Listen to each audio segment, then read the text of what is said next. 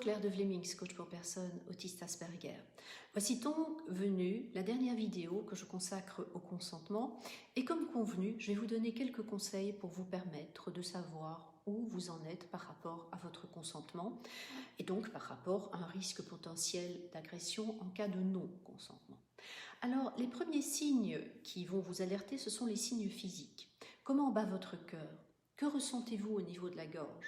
Comment est votre respiration? Est-elle calme? Est-elle rapide? Est-elle saccadée?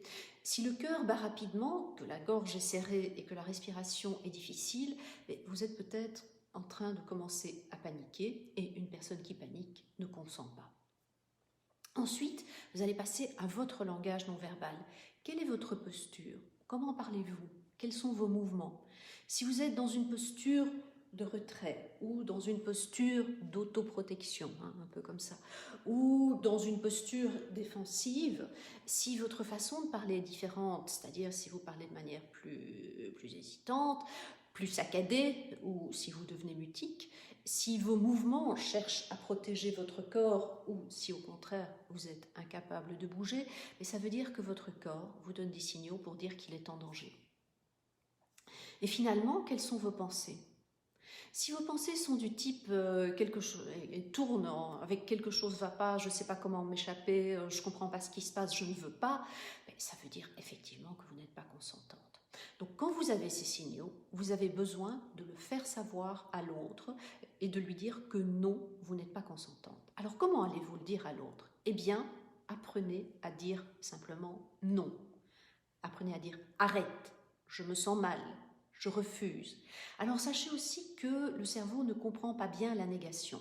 Donc quand on dit je ne suis pas d'accord, le cerveau lui peut comprendre je suis d'accord. Donc préparez vos scripts avec des phrases courtes, des phrases positives, donc je me sens mal plutôt que je ne me sens pas bien.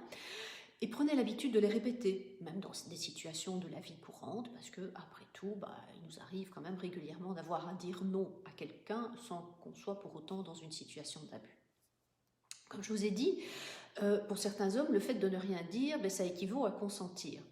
Or, pour les personnes autistes, elles sont souvent incapables de parler quand elles sont sur le coup d'une émotion trop forte.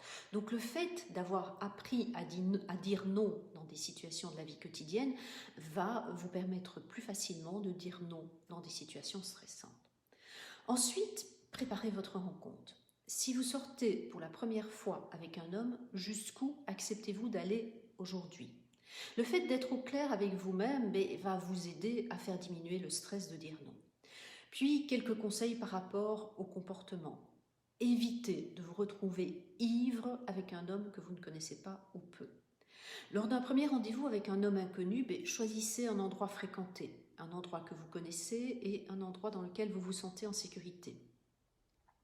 Si vous ne savez pas comment vous comporter, demandez conseil à une personne neurotypique bienveillante en qui vous avez confiance sur ce que il ou elle ferait à votre place. Prévenez aussi éventuellement des proches.